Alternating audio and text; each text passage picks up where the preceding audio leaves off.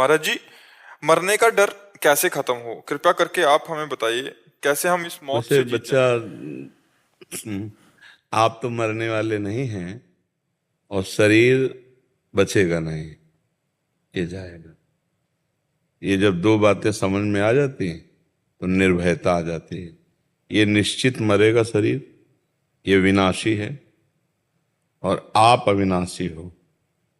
चैतन्य घन सच्चिदानंद भगवान के तुम अंश हो।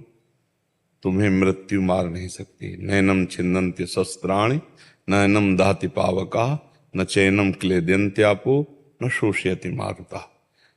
अशोष्य हो, अदाय हो, अक्लेद्य हो।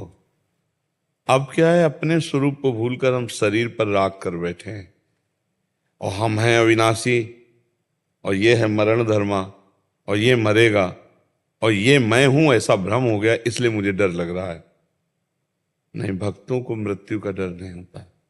मरने से सब जग डरा मेरो मन आनंद, कब मरी हो कब भेटी हो पूरन परमानंद। शरीर ऐसे छूटता है भक्तों का जैसे विशाल हाथी के गले से एक छोटी सी मल्ली की माला टूट कर गिर जाए तो उसे पता भी नहीं चलता। ऐसे भगवान के आनंद में शरीर छूटा हुआ तो डर क्यों लगता है? क्योंकि हम शरीर को मैं मान लिए और शरीर से भोग भोग रहे हैं, तो हमें लग रहा है शरीर छूटा तो मैं मरा, शरीर छूटा तो मेरा सारा सुख गया। ये अज्ञान के कारण, इसी अज्ञान को मिटाने के लिए अध्यात्म गरज रहा है। चाहे सांख्य योग, चाहे भक्ति योग, चाहे कर्म योग, किसी भी एक योग से लग जाओ तो तुम निर्भय हो जाओगे। वस्तुतः तुम कभी मरने वाले नहीं हो, तुम्हें मृत्यु छू भी नहीं सकती। पर जिसको मृत्यु नष्ट करेगी उस पर अपनापन हो चुका है और इतना जोर से अपनापन हो चुका है कि इसके छोड़ने का भय लगता है। ये छूट जाएगा तो मैं मरा, बस यही भ्रम है। इसी भ्रम को भक्ति के द्वारा या ज्ञान के द्वारा या वैराग्य युक्त विवेक के द्वारा हम इसको नष्ट करते हैं। नाम जब करते हो आप तब एक से थोड़ा होता है। और करो, और हर श्वास नाम जप करना शुरू करो। नाम जपने से बहुत आनंद। एक बार तो ही मरना है ना, दो बार तो मरना नहीं। शरीर को एक बार मरना है और सबके मरना है। तुम्हारा अकेले मरना होता तो ये बात होती कि बड़ी अनीति हो रही, बेचारे को मरना पड़ेगा और सब तो मरेंगे नहीं। इसका नाम मृत्यु लोक है, इसका नाम दुखालयम अशाश्वतम भगवान ने रखा है। ये नाशवान है और दुख देने वाला है। इसलिए वही उत्तम विवेकवान है जो हर क्षण भगवान के चिंतन में चित्त को जोड़ता है। जिसका चित्त भगवान से जुड़ा होता है वो चिंता, भय, शोक, मृत्यु, उद्विग्नता इन सबसे परे हो जाता है, हर समय आनंद रहता है। अगर भगवान से चित्त ना जुड़ा हो तो भय ही भय है, दुख ही दुख है, परेशानी ही परेशानी है। और भारी परेशानी होने पर भी चित्त भगवान से जुड़ा होने पर आनंद की अनुभूति है। शरीर जैसे रोग से ग्रसित है, मन भगवान में है तो एक आनंद, एक अद्भुत आनंद रहता है। उसी आनंद के बल से जिया जाता है। हम सबसे कहते हैं, आप अनुभव करके देखो, आपके शरीर में पीड़ा हो, आप उस समय भगवान का सुमिरन करते हुए मन को भगवान में लगाने की चेष्टा करो। अगर पहले से अभ्यास नहीं किया तो आप नहीं कर सकते। और जहां मन भगवान में लगा तो शरीर की पीड़ा का भान खत्म हो जाएगा।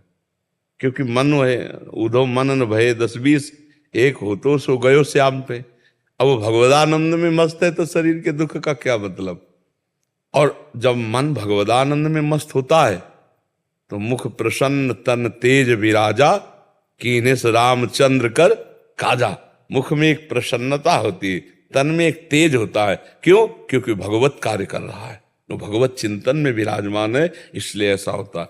मरने का डर तो अज्ञान है बच्चा, मरना तो है ही नहीं कभी। और कुछ नहीं मरता बच्चा, शरीर भी नहीं मरता, ये अपने अपने तत्व में लीन हो जाता है। जैसे जल तत्व जल में, अग्नि तत्व अग्नि में, वायु तत्व वायु में, आकाश तत्व आकाश में, पृथ्वी तत्व पृथ्वी में। और अविनाशी आत्मा, उसको तो मरना है। मरना क्या है?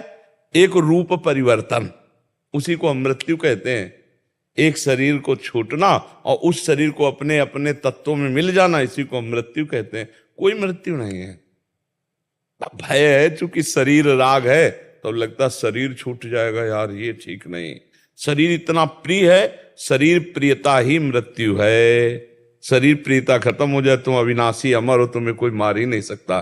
तभी तो महात्मा जन जीवन मुक्त हो जाते हैं, आनंद मगन हो जाते हैं, हर समय भगवान के लिए बड़े से बड़ा कष्ट अपमान सह जाते हैं, क्योंकि शरीर राग खत्म हो गया, शरीर प्रियता खत्म हो गई। तो नाम जप करो, भगवान की लीला कथा सुनो, और जितना बने इस शरीर से दूसरों को सेवा करो, सुख पहुंचाने वाली, मन वचन कर्म से दूसरों को सुख, अभी मृत्यु का भय खत्म हो जाएगा।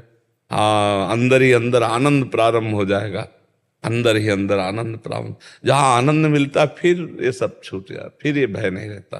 पर ये छोटी मोटी बात नहीं मृत्यु का भय मिटाना, इसके लिए डट के भजन करना पड़ेगा। भजन कमाई और फिर सुरक्षा उसकी, भजन करना कठिन, करके बचाना कठिन, और बचा के पचाना कठिन। पच गया तो सिद्ध हो गया। जिसका अहंकार रहित भजन है वही सिद्धावस्था को प्राप्त होता है।